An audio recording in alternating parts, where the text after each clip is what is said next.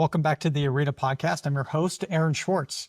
Today's show pairs two of the sharpest operators in D2C, Ovadia Labaton, founder of The Perfect Gene, which is a breakout brand that prints cash while roasting itself in every single email, and Sammy Tran, the lifecycle leader at BMO Media, who turns inboxes into profit centers. BMO is an awesome partner of Orita's.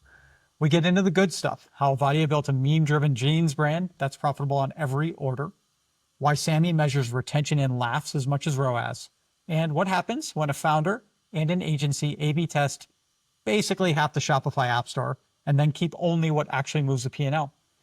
If you care about balance sheet first growth, tech stacks that pull their weight, or writing emails customers can't wait to open, this one's for you.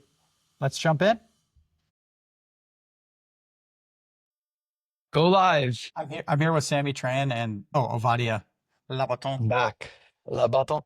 Is it a It's French actually last name? Spanish. No, it's Spanish actually, supposedly. Labaton. There's supposedly a small town and castle in Spain, which obviously I take to mean as it was historically my family's castle. But most likely that's just where we came from. So I don't know. This is a great intro. This is wonderful. Great intro. Dude, before we get into Ovadia, who's like the star of the show, Sammy, you are the first repeat guest of the Orita Podcast, but I wanted to welcome you back, and then we're going to dive in and hammer Ovadia with some hard questions. Bring it. This is great. Guys, this is the best. All right. Well, I love I'm just it. going to start talking to you, Ovadia. It's and real then life. Sammy.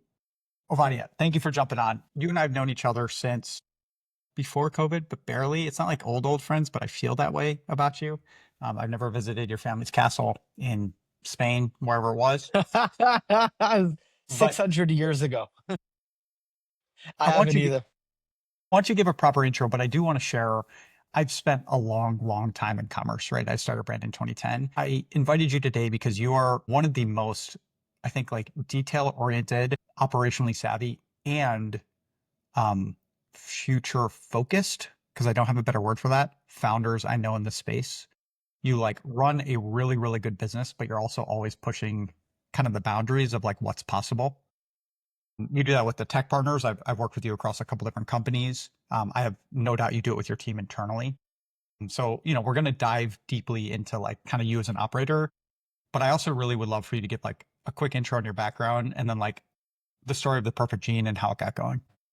Yeah, for sure. So I was born on June 9th, 1982 on a sunny day in Boston, Massachusetts. Skipping forward about 25 years, I actually started my career on Wall Street sort of by accident. I didn't really have a career path. So Wall Street, when you go to school in New York, is kind of a default. And I kind of conned my way into BlackRock. Really, I was a comparative religion major, which makes no sense.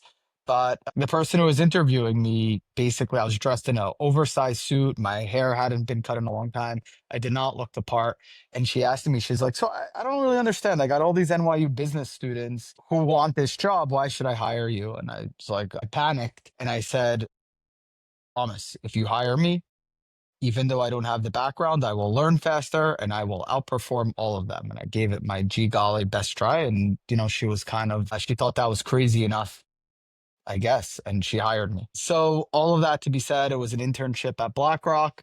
Very cool, remarkable company. Has all kinds of connotations today, but reality is when I joined, there were less than 1,000 people, and now it's the global behemoth that it is. But that was really amazing because Wall Street is an incredible training ground for being a professional.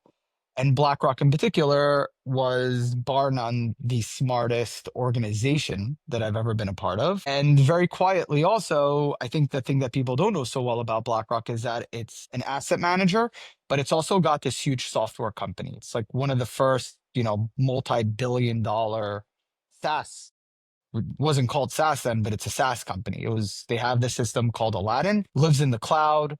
They basically do all these analytics and they sell that service, and also the asset manager uses it. So I was always kind of a little bit of like geeky about tech. I had Prodigy, we're going back to the early 90s, I guess. To your point about bar mitzvah, Aaron, I got Prodigy was a bar mitzvah present. Came on a bunch of floppy disks, 3.5-inch floppy disks. And even before that, this dude where I grew up, had run something called a BBS, which is a bulletin board service. This is run on a 2400 baud modem, which 90% of the people who listen to this will never have heard of because I'm older than 40. So 2400 baud modems is basically um, what you can use to connect to the internet. Like the idea of connecting to the internet is sort of not a thing anymore. But basically, a 2400 baud modem dials up to the internet on the phone. You have to duct tape the phone so your mother doesn't pick up and you get disconnected. If you remember, you remember. And it's so slow of a connection to the internet that text appears on the screen like basically at the speed of a fast typist. So that was like the beginning of the internet for me. I was probably 10 years old. It was a very interesting, weird place. None of the nonsense today. It was kind of a self-selected crowd of people and really cool. All of this to be said, again, fast forward, I get to BlackRock and I was super, super interested in the finance side, but I really kind of always gravitated to the tech side. And so I kind of like volunteered to be the group in between the kind of like techie software people at BlackRock and the asset management within my group. All of that meant that I understood the system pretty well. I knew how to use it. I got it. And because I knew how to handle some weird stuff in the system, I got tapped to help work on a very peculiar, goofy operational thing that we knew how to do because we did the weird work. And long story short, we ended up onboarding the federal government during the 2008 bailout. I really had very little insight or did much about it beyond being exposed to it. And that was kind of trial by fire. And it was a lot of fun. And well, I shouldn't say it was fun. It was actually really hard work and painful. But in hindsight, it was The fun. collapse of the American economy. It was super, just like, it was like COVID. It was wonderful. Yeah, it was wonderful. And it was like, no, it was really, but the part of it that was really crazy is you get to see firsthand the power of an incredible piece of software and how flexible it becomes because it was built for use case A, but it was so powerful and such a like really, really, I'm saying this is a remarkable piece of software. And it was able to be kind of used to onboard the Bear Stearns assets and the AIG assets and run risk management through them. I think about like TPJ, right? Like you guys are very, if not like, it's not like a tech forward company, but like you guys are deeply tech aware and you're deeply like analytical. What was the transition like from Wall Street Yeah. into commerce? So from there, basically, I got burnt out at BlackRock. The whole environment really wasn't for me. I don't really do so well with like structure and being super organized. So I ended up joining a web development shop who had built the original Elf site. Elf nowadays being again a multi-billion-dollar cosmetic brand. They built it. And they basically said they had been offered 10% of the business to build a site instead of because sites cost a lot of money to build back then. This is before Shopify existed. And basically they turned it down, said, no, we need the money. They took their, whatever, I'm making it up, $75,000. They didn't get the equity. And then a second brand, which sold also for a big number, I don't know how much, same thing happened. And they basically said, we have two of these massive exits. And if we had taken a 10% offer, we would be worth millions and millions of dollars. And instead we got $75,000 checks and who cares? So they wanted to open up this little like venture incubator, which I sort of knew the guys, tapped to run, really a failure. I didn't know enough. I wasn't mature enough to do it. And probably the software in the universe wasn't really there to scale these things in the right way. And that kind of one thing led to another. I ended up on the founding team of a brand called Kidbox, which raised a lot of money, lost a lot of money. This is like 2015 cohort of businesses. So still very venture focused, lose money, grow fast, try to be $1 billion business. Also during the subscription craze, lots of reasons that didn't work super well, but learned a lot. And the fundamental focus is that this isn't about AI. It's not about technology. It's about retail. So what did that lead into? One of the guys who I had met early in the kid box is Zach Arnold, who's currently co-founder of The Perfect Gene. We said, let's find a great product that we can wrap a brand around. But most importantly, the product has to be number 1, 2, 3, 4, 5, 6, 7, 8, 9, 10, 11. I'll count up to 1,000 if you let me. But the product is everything. Zach and his family had been in apparel for a long time. He said, hey, I got this fabric. It'll make a kick-ass jeans. His family business had already sold quite a few of those units to TJ Maxx. They knew the customers loved it. We said, let's wrap a brand around it. And what's going to make this business a little bit different on day one? First is we're not raising money. So we put $100,000 in the bank and that was that. If it didn't work, move on. Second was unit economics are everything. Make sure you make money day 1, day 2, day 3, day 4. I'll count up to 1,000 again. Like losing money is a pretty dumb idea in retail. And it's all about unit economics and cash. The P&L really doesn't matter. It's about how you turn your cash. So we made sure that we're always turning cash. We wanted to build what we would call a fortress balance sheet so that we could weather storms. And the idea was really to have a business that makes money, sleep at night, and all that. And the mechanism to do that, again, it's not AI, it's not tech, it's creative. Retail, e-commerce is about great product and great advertising. The rest of it, you just have to be good at, or else it's like, what are you doing? So we started off creative operations. How do we produce a ton of ads? And how do we make money on our first order? What does our pricing need to be? What's all this stuff? And it all comes down into what's our break even contribution ROAS. We calculated return rates, exchange rates to the penny. We figured it out, and you just don't break that rule. That's your rule. We didn't focus on growth. We focused on net income and cash flow. And I think, like, if you let me get on a pedestal for a second, I'll say VCs really broke the retail model. Forget e-commerce. They broke the retail model because VCs sort of think about the world in P&L, top line revenue growth, and then maybe how profitable, how efficient it is. They don't think about balance sheets. And if you talk to a VC, they generally have no idea what a balance sheet is, let alone a retail balance sheet, because they don't care. Because for them, money is cheap. That's what we do. We give people money. But retail is not a P&L game. It's cash flow and balance sheet, and balance sheet and cash flow go together. So we focus on balance sheet and cash flow first. The P&L, what the hell do I care if the P&L says I made or lost money if I don't have the cash? Like, our P&L showed that we made a profit last year, but we didn't have a ton of cash because we bought a ton of inventory. End of the day, that's how you got to focus on what you're doing and what your goals are. And our goal was to make money. It wasn't to have like VCs tell us how great it was. It was just to make money. It's a business. Seems like a pretty common sense idea to me. Ovadia, I have to say, none of this computes. I love my VCs and I like driving top line growth, and everybody being like, who cares? And it's like, wait, what? You guys don't care? Right. Man, thank you. I have 50 follow-ups, but I'm gonna hold them for a minute because Sammy, I want you to introduce yourself and BMO, and then I want to ask you a couple things about Ovadia and the perfect gene and kind of the relationship. Okay. But first, just like a proper intro to yourself. Yeah. You guys can hear me now, right? Yeah, we can hear you. Awesome. Before, whatever you said was brilliant. We just missed it. Sorry. I know.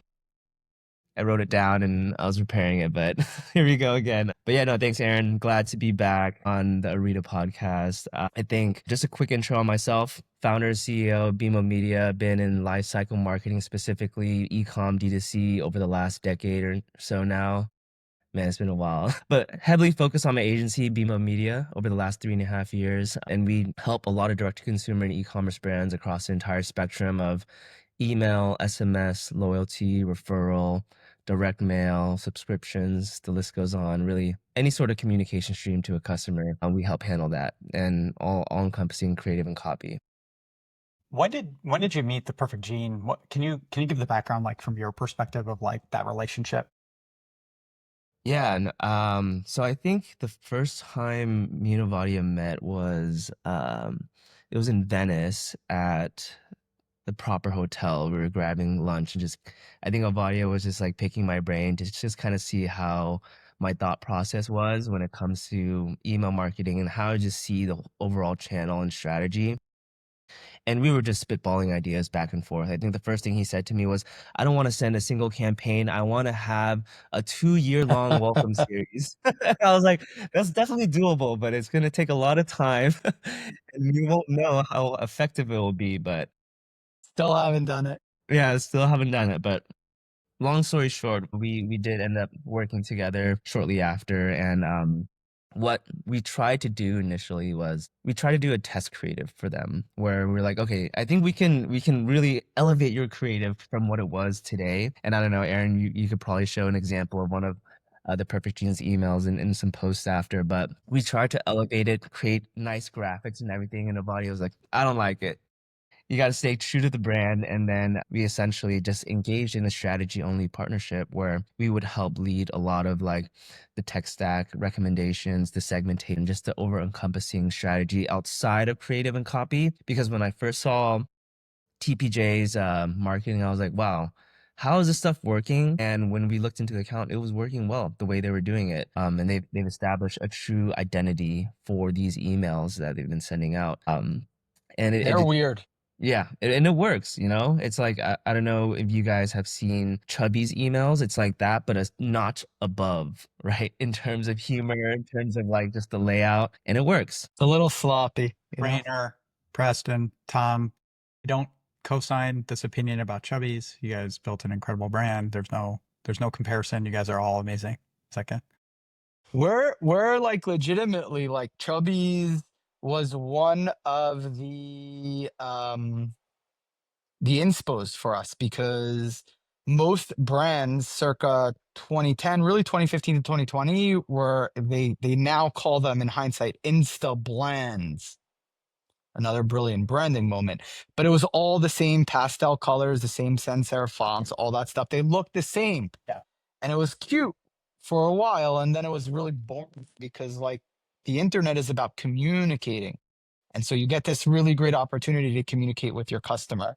So the emails are really about communicating with your customer and having a personality. It's not about, everyone was preaching the gospel of hyper personalization. And we said, this is kind of also doesn't make any sense. You actually have no data about your customer. You know that they visited a few pages on your site and bought a few products. Beyond that, you don't know jack, right? Like, I don't know who they are. I know their first name. If you want to say hi, first name, who cares? I can't speak to them one to many. So same as you think about a performer, we sort of think about it as, great. When a comedian goes on stage, he's not thinking, how do I tell the perfect joke to each person? He just says, how do I entertain the group? How do I tell a joke to everyone? So it's like when you're doing this one-to-many communication, we just need to make sure that we're actually like being personal. So we want our voices to shine through. And one of the things that I think I said to Sammy was the emails and our brand is a white space for us as individuals in the company to communicate with customers. But Sammy, I want to, and maybe this is putting you on the spot, so if you don't have a clean answer to this, no worries at all. But I'm curious, what are the things that like the Perfect Gene is doing? Because they're like pushing the, right, like even your first interaction with Ovadia, where he's like, look, I don't want to send a single campaign. I want a 2-year welcome flow, ... Like, what are the things that they're doing, whether it's on the tech side or on the just creative side or storytelling side, or just like internal, like perspective of community first or this performer that you're bringing to your other clients? Because you guys work with an amazing roster of clients. Yeah. What are some of the things that you're maybe trying to push others towards? Well, I'd say like the things that the Perfect Gene is doing comparative to our roster is completely different, right? They're not going No, green, right? But it's still working. It's still generating a considerable amount of revenue comparative to their top line, and really just like holding on and driving incrementality across their email marketing, which is phenomenal for one. And when we look at how their emails are structured, at first we were just like pulling GIFs off the internet, making funny memes. But then what I realized over time is like we're creating emails that people actually look forward to receiving and look forward to reading and just having a laugh, versus your typical, hey, Labor Day sale, 20% off, new product launch, this and that. It just becomes noise after over time. But with what the Perfect Gene is doing, like I said, people are looking forward to receiving them. Therefore, we're creating naturally high engagement. And since we've been doing it for so long, we've curated an audience that's always coming back to open and click the emails. So that, for one, is the first part about creative. And two, about tech. I can't even count the amount of demos of different vendors I've gone on with Ovadia, but I think right now in our Klaviyo metrics have like 100, 200 metrics, some variety of different vendors, right?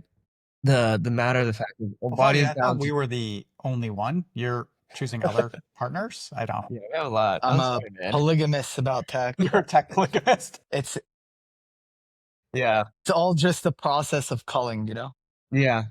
But the thing is, Ovadia is the one that's always down to try it out, right? And then have a test run, try it out, incorporate it into our system, whether it's like having 4 identity resolution tools at the same time and seeing which one beats out, to having a variety of different dynamic personalization within our email.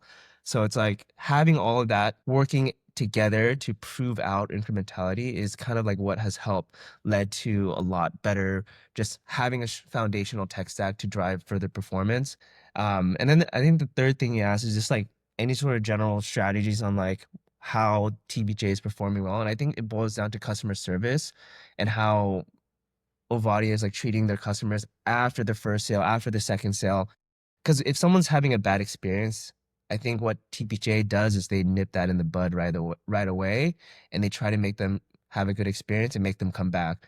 And that's why they have an insane repeat purchase rate within the customers. I want to reflect on a couple things in Ovadia. I'm gonna push towards you, Sammy. Thanks for walking through that. Yeah. First of all, your last point, I think people deeply, deeply, deeply forget this, that like it is not just about the first purchase. To Ovadia, your point, let's go make it first purchase profitable so we know that we can exist at the very least. But building a wow customer experience, which is timely shipping, really good packaging, clear, doesn't have to be free, doesn't have to be, but like clear return policy and process, great customer Honest. service if there's something wrong, just like be transparent all the way through is something. Be honest. Yeah. No tricks. Be honest. I think it's just like that will drive so much long-term value. That's like, it's hard to even. Can't measure it.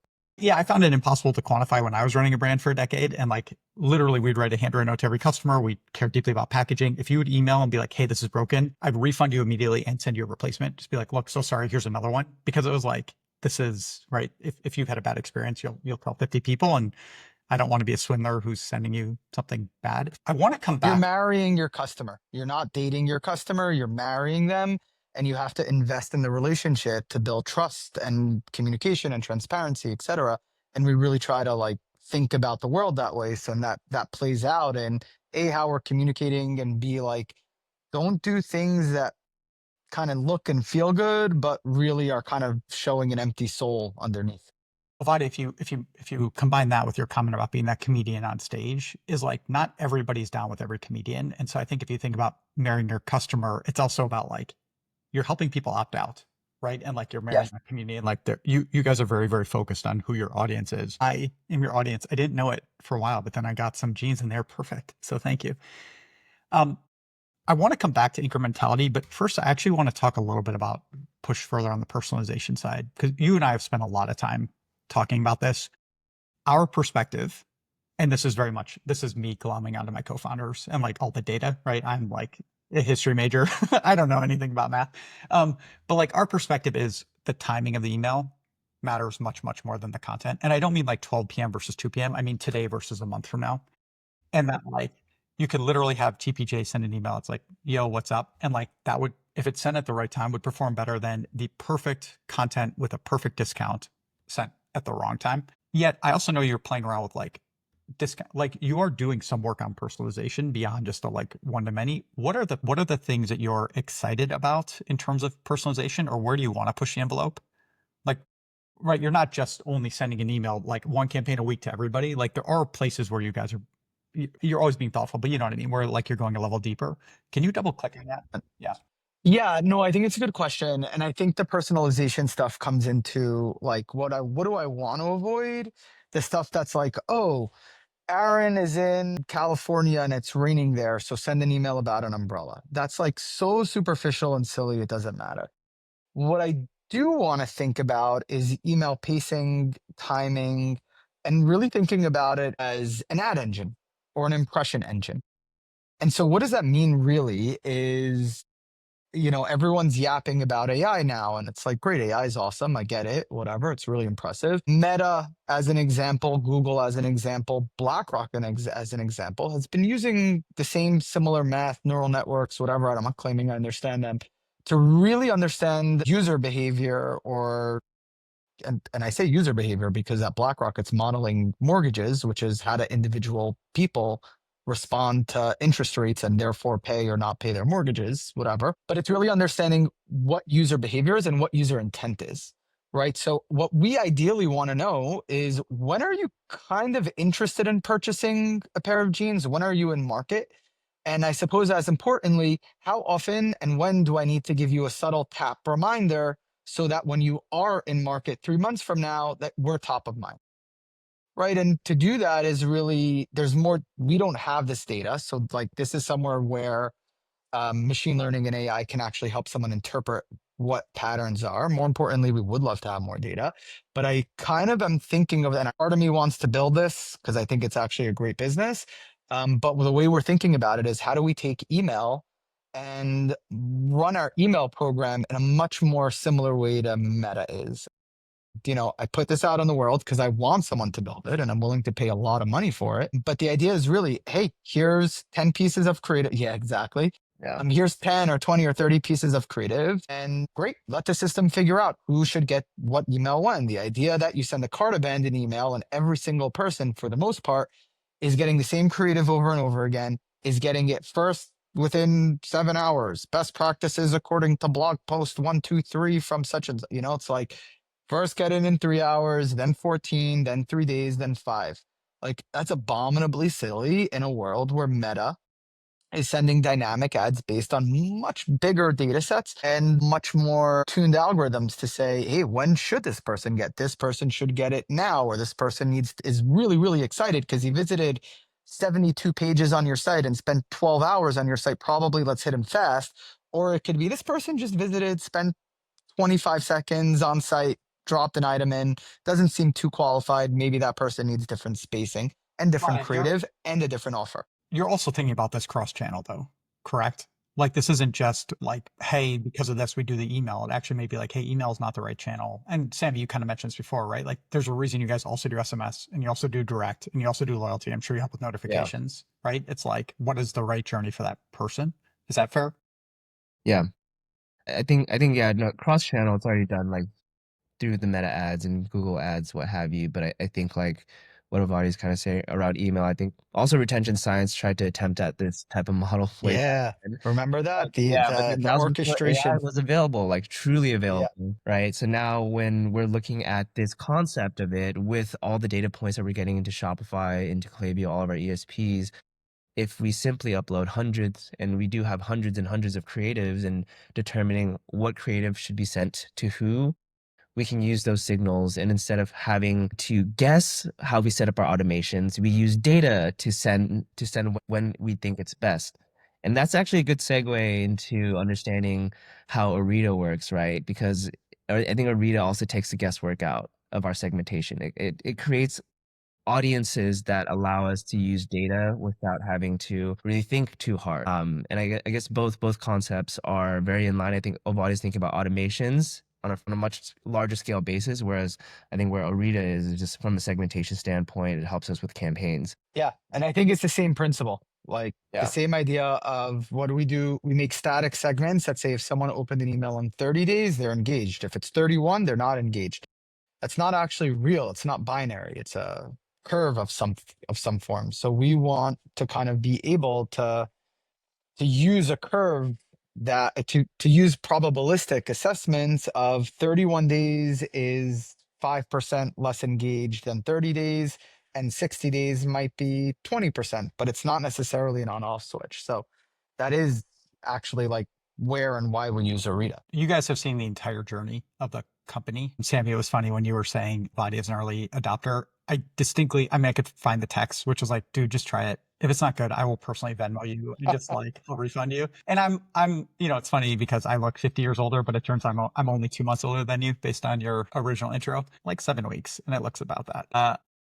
Like I've been in the space for a long time, right? Like I ran a brand, started a shipping company called Passport, was at Loop Returns, which is Ovadia where we met. And so I think I have some level of like, with maybe 20 people, but where I'm like, just trust me, this is really good. I can't explain it, but you're going to see the results. The reason I'm saying this is you guys have seen us where we went very, very broad and it was like cost savings. Like we were doing 1,000 things. And Sammy, you kind of nailed it, which was we may have a lot of impact, but we are really precise right now that we will make you more money on your campaigns. And the how, Ovadia, your point is like 31 days versus 30 days. There's actually a small difference. Another way to think about it is like if Sammy's clicked on 6 emails in the last 30 days and Ovadia's clicked on 1, they shouldn't be treated the same. And you guys were talking earlier about how you need more data. You have all the data. It is Shopify plus Klaviyo and every single app. Like you guys will have, I know how many data points, I'm not gonna say it out loud, but like you have an insane amount of customer engagement data. The challenge is like, how do you actually go model it out? Ovadia, you are pushing us to do a lot of the things you've kind of talked about here. We are very much going the other way, being like really, really, really narrow on we uniquely can solve this one problem. And what you're asking for is coming. So I appreciate your patience.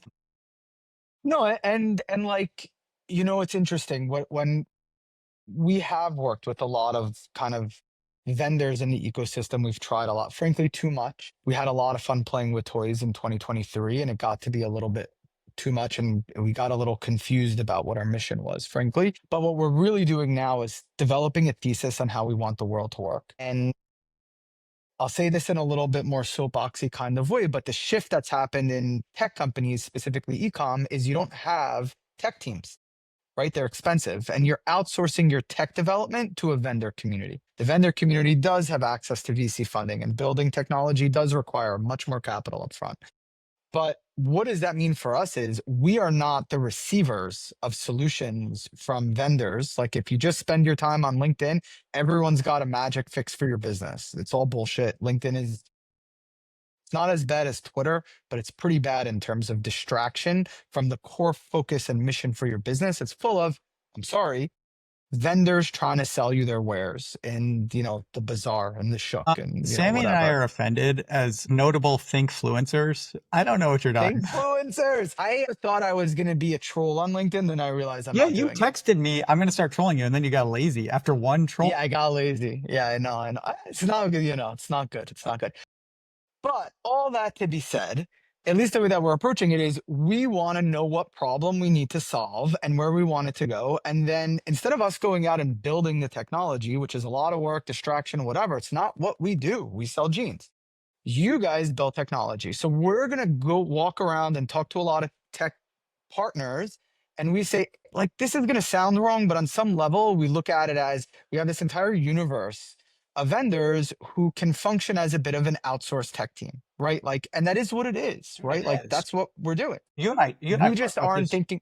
for years. Yeah. Like the reason you're in the Shopify ecosystem isn't so you can go get a bundled simple solution, as my whole face disappears, isn't so you can get a bundled simple solution. The reason you're in the Shopify ecosystem or the Klaviyo ecosystem is there are awesome point solutions that it's not you should use them all. It's you figure out what are the urgent problems or like not even urgent, the high impact opportunities that I have, and I go tie those together. Exactly. That's it. And the part where I think about it a little differently is I actually love product and like technology and building tech. So as we develop our theses, we really fail at this, but we really try to be everyone's favorite client because we're thoughtful and we'll challenge and we'll accept and we'll be proponents and we'll spread the love. But the idea is we have stuff that we think should be built and we want to build. We're going to communicate that and we're going to be real product partners in how to build that. And that's really what we're trying to do is like selfishly, we want stuff built. So we say what we want built and you put it out in the universe and we talk to the partners who are capable of building that. Some of them really are excited about it, like you guys, and some of them really aren't excited. And they're like, nah, you pay us $1,000 a month and this is what we do. And that's that. The ones who we really work with and spend a lot of time working with are the ones who build with us. Yep. And I think it benefits everyone. Do I love that some of the stuff that we think is really cool and powerful gets sold to everyone else? No, but that's a different question. I'm not that focused on what everyone else is doing. I'm focused about what we need. Your products stand for themselves, so like you don't need to worry about anybody else having technology. You guys will be fine. Sammy, oh yeah, thanks, Krisha. I know the answer to that. Yeah, what we build for you guys? So I think the stuff we built is we asked you guys to expose the model's ranking of customer engagement. And I think you guys deployed that. I don't know if that was just us, but I think we did ask for that. So that was initially it was just engaged, unengaged, pushing people in and out of Klaviyo. And I think we asked for hey, tell us who's highly engaged, medium engaged, low engaged, filter it by prospect, customer, whatever. That was one. And the other stuff is really around some of the data and dashboarding so that we could validate that those engagement lists correlated to business outcomes. And then it's all the skunk work stuff that we can or cannot talk about if we want. No, I'm open to talk about anything. Like we don't build in public. We're not posting our numbers or we're building in public meeting. But the bad idea. We're also very open in large part because my co-founders have been in commerce for a decade plus and they're amazing ML engineers. And it's almost the majority of our spend internally is on ML and data science. And so it's literally bringing best in class folks. They should be, I always joke they're idiots for being in e-commerce. They should be like Meta or OpenAI or Uber making untold amounts of money, but they've just this is a passion point of theirs. And so it's amazing ML plus commerce expertise is kind of where we come together. Also, commerce is good. If you're working at Meta or any of these other companies, you're probably ultimately participating in the destruction of humankind. At least we're just selling jeans. Not such a bad thing. My wife, No one's ever going to blame us my for wife who works destroying in Meta, I humanity with the love, and Terminator. she will not watch this anyway, so we're fine. But we'll have a discussion separately. I like the glasses, by the way. They're pretty dope. They're pretty dope. Where I what just you were don't like saying, Instagram. what you were saying is like exactly right. And Christian, I'm glad you brought this up. Is like it used to just be not a black box. Like we wouldn't tell you, but it was just like, yeah, we turn people on and off, and you'd make money, but you'd be scared. So then we started exposing, oh, here's like highest engaged or least engaged, and now we're actually rolling out a 0 to 100 ranking. So if you want to use Oh, most engaged plus like the top third of the second tier or whatever it is, you can start experimenting that way. And there's a bunch more. Sammy, I want to turn to you to talk about like the tech ecosystem. What are the like, if you think about like your request for, or what are, even if it's not like requests for startups, what are the problems that like most of your brands are thinking about solving next? And if it's not problems, it's like opportunities, like maybe it is personalization, or it's like, oh, I want a better loyalty, or what are the things that like is kind of top of mind for the brands who you serve? Yeah, I'd say a lot of times there's just a lot of limitations around what Shopify can do and all the apps out there in the world. And it's a really good point that Ovadia brought up, where working with tech partners that build with you are the ones that will ultimately end up succeeding and being with you for the long run. And I remember like maybe about 5 or 6 years ago, I was like, why can't we do a gift with purchase auto ad on a coupon code? And I have asked that yeah. for years and years, and finally I think someone had launched it, right? So it's like the limitations there and just wanting more custom work, especially as you go from 0 to 5 million, 5 million to 10 million as a brand. And then after that 10 million, 15 million mark, that's when you need more custom innovative functionality. And I think it really boils back to just like thinking about from a promotional standpoint. And a lot of brands are just doing 10, 20% off, but then how can we be more creative with discounts, promotions? That's one of the functionalities that don't necessarily exist within the limitations of Shopify. You can't combine discount codes. You can't really easily do free product for purchase and things of that sort, right? So I'd say that's kind of like where I'm leaning towards, but also at the same time, there's a lot of new tech coming out around loyalty and referral, as well as memberships, as well as accounts, right? And we've worked with some of the partners out there, and I think once we start incorporating some more of that into our day to day, we can improve retention, especially on the loyalty front, especially on having an easy account portal where it's like personalized and dynamic. That's going to be a powerful one too. But overall, like what we're looking for is just more custom functionality to just simplify it further and more willingness to build on top of it. But yeah. I love it. Thank you. Ovadia, I have a question for you about Sammy. You guys are early adopters. You're a super pain in the ass client. But you know, we work with Sammy across a bunch of brands. I'm curious what it is about BMO in particular, or like what kind of stands out to you? Not like in comparison to anybody else, but like why are you guys, I don't know, why do you speak so highly of them? Like what is the thing that gets you? I don't know that it's any specific thing. It's that like when Sammy and I chatted in the beginning, first of all, the audit they did was really, really thoughtful. Really did identify stuff that I was probably too cocky about. And he convinced me that like, hey, think about this a little differently. And I think you'll see results. And it was true. And, you know, like very important for me is like the way that he was communicating and discussing it was always thinking about the why. And he asked us like, why? He didn't say like, you shouldn't do it this way. He's like, why are you doing it that way? And I explained, and he said, oh, okay, I get it. That makes sense. Given that, here's another way to think about it. Like that's actually a very powerful way of collaborating versus everyone kind of imposing their point of view on you. So I think that was like the initial thing. It was really very mature. I don't know if that's the right word. I didn't mean it in like a funny way. I meant it in like it's actually like, hey, let's solve problems kind of way, and not here's my answers to the same problems. It's given the what how you're approaching the world, here's how I would think about the problem. That was really very, very important. Second was we actually have developed great relationships with the team. You know, Sammy and I have become friends, which is important. Tina, who's kind of the lead on Sammy's team, has become like personal friends with Kim, who does a lot of the copy and creative on our team. So we should stop talking about Sammy and start talking about Tina and the team because they're No, it's true. Like they're yeah. incredible. And like really, really, really, they are, it's partners, it's friendship, it's good. It's like kind of, you know, I don't, it's not like they're internal because it's not like that, but it's really like generally care about each other's success. I think the main thing is we think together, and probably the best reason to say it is they keep up with us and we keep up with them. They're pushing us, we're pushing them, but all in a very collaborative spirit of like, hey, we actually like sort of geek out about this very silly problem in the universe. And it's very important and impactful to the business, and we can collaborate together. And like, yeah, they execute. Like, obviously, I should say that they get shit done. And like, when I said, hey, I don't know if we want to do these quote unquote elevated emails, they said, okay, got it. No problem. Like, how do you want to deal with that? And I said, you know what? We've tried to outsource email creative. We're not doing it anymore. And together we like asked Kim, who was doing social, and I said, we think your tone will translate. And like over the next 6 to 12 months, like we all figured out how to create a new email function within TPJ, and it worked really, really well. And it's very comfortable. Yeah. And I'd say like tech aside, strategy, all the things we're talking about within e-commerce, like the foundational part about any sort of organization is the team and the relationships within the team and how well they work together. And because how my team works well with Ovadia's team, it creates this synchronous relationship where we get things done quickly, efficiently, and people love doing it, right? So that's another just core competency and a pillar of any business to succeed. I love That's it. right. Good people. I mean, that tracks, knowing both of you guys and Yeah. your companies pretty well. Thanks, Ovadia. All right, we have a couple minutes left. I want to ask you each for just like advice for brand founders.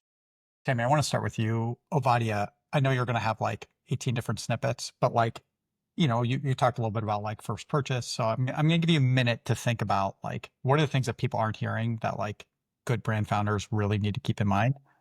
Sammy, for you, you get to like grab me when I was running my brand for a decade and screwing it up all the time. Like, what are the big opportunities?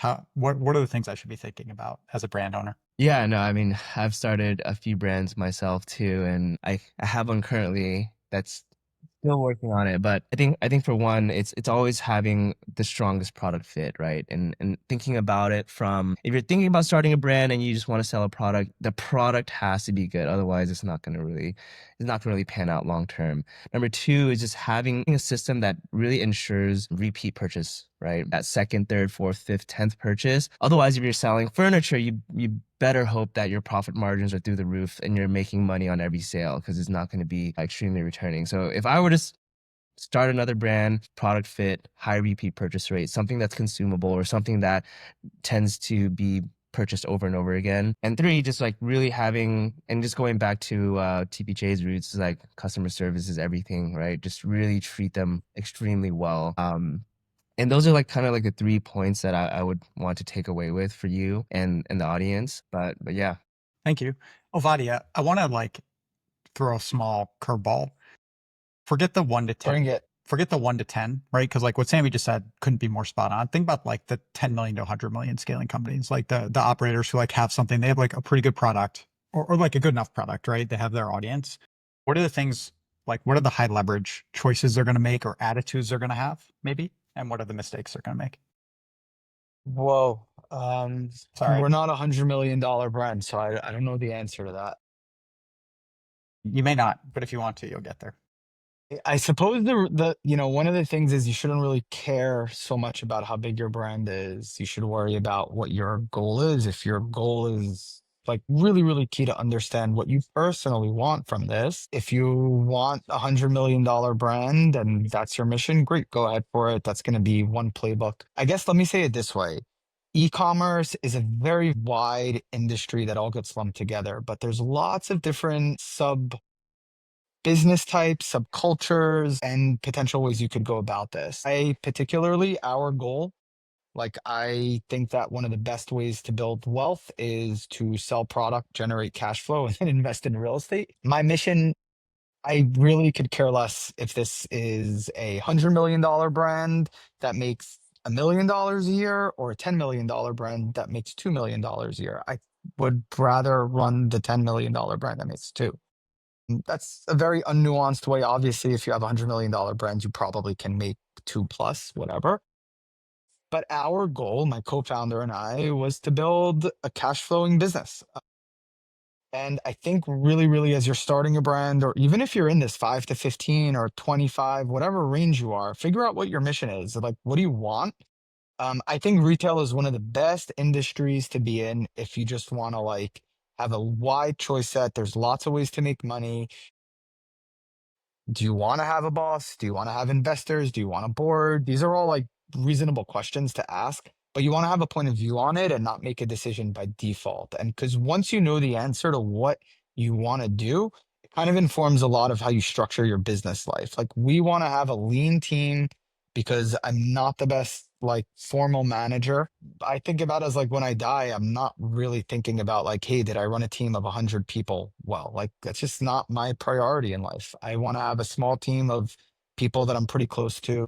And I want the business to support life and my life and their life. And I want to feel very comfortable and proud when I'm running payroll that like, hey, this is awesome. We're having a good time doing this. So I think that's like really something to think about is like what slice of ecom do you fit into? And also just remember, ecom is just retail, no different than any other thing. It's an old industry. End of the day, great product, great marketing. This formula has been around forever. Really like try to understand that for yourself first. And once you understand that, you can really extract a lot more signal out of the noise in our industry. And that's really the key because there's so much noise. There's so many people trying to tell you that if you only do X, then you'll be a $1 billion brand. There's a lot of really silly advice out there. Really, and people should feel very empowered to just say, like, there's a lot of bad advice and a lot of people telling you bad things.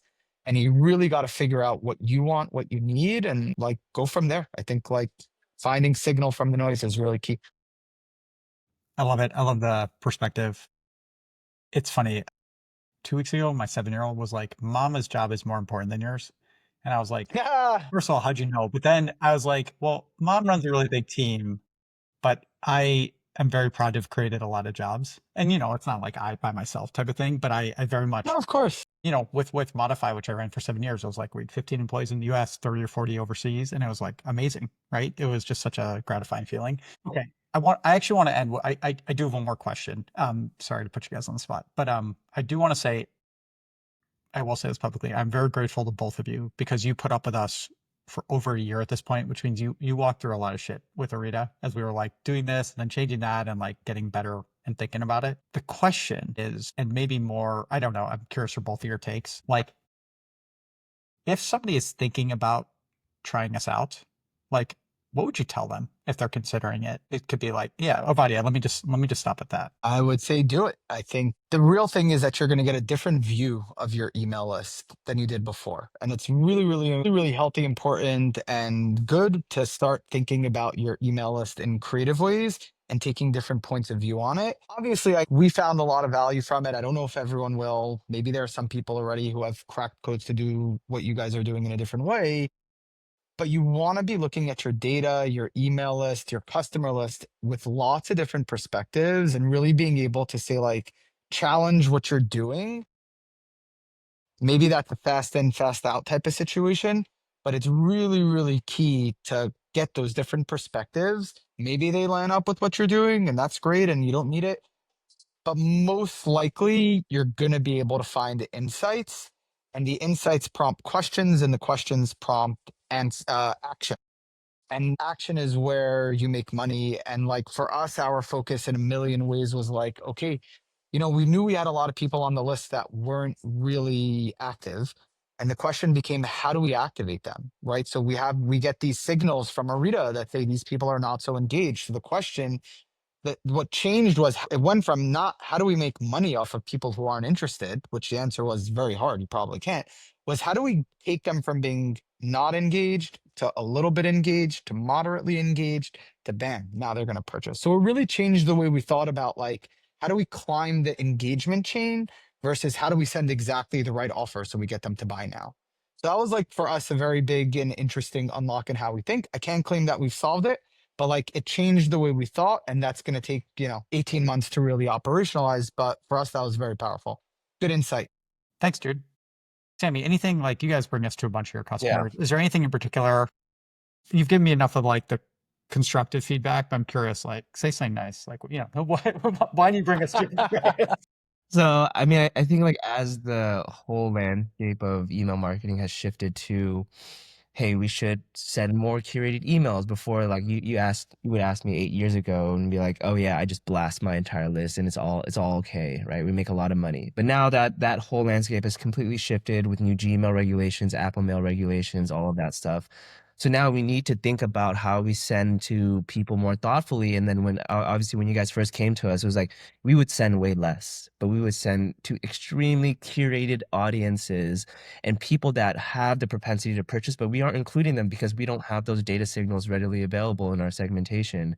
So by doing so, we saw that the more we sent to these smaller groups, we were making the same amount, if not more money than sending to the larger group. So that was a signal in itself that we're making our sends more efficient. We're cutting out a lot of the noise. We're creating a program that has more longevity from an email perspective because we're focusing on the best people to send to and just really trimming the fat there. And that just improves everything from our reputation with inboxes to not fatiguing our lists. It's just overall just a good practice to have in today's age and how email marketing is perceived. But yeah, overall, I mean, yeah, that's one of our biggest reasons why we push you guys. Thanks, man. Oh, this is good. I never ever asked these questions, but I'm suckering you guys in and this feels good. So thank you for saying nice things. You can text me later about all the other issues. Yeah, everyone should have seen the text chain that me, Sammy, and Aaron had before this podcast. It's really ridiculous. Only We don't have to. my My LinkedIn picture, I look like a big doofus. You've got to pay for It's the very Orita fun. OnlyFans to get the private text chain. All right, guys. We're definitely at the hour. This was awesome. Thank you both. All right. Really Thank you, appreciate your Aaron. time and the insights. Yeah. Have a great night. Proud partners. Thank you. Aaron. All right. I'll see you guys. Bye, guys. Bye. Do you wish your D2C brand had the marketing superpowers of big tech? At Orita.ai, we've done the hard, mathy machine learning work to make that happen. Our advanced AI, once reserved for Silicon Valley giants, finds high-intent customers, pauses those who aren't ready to buy, and even zaps the bots. Over 150 plus e-commerce brands trust Orita to add hundreds of thousands of dollars in incremental revenue with our AI. If you're a marketer at a D2C brand, it's time to level up. Visit Orita.ai for a free email engagement audit and turn your customer list into a revenue engine.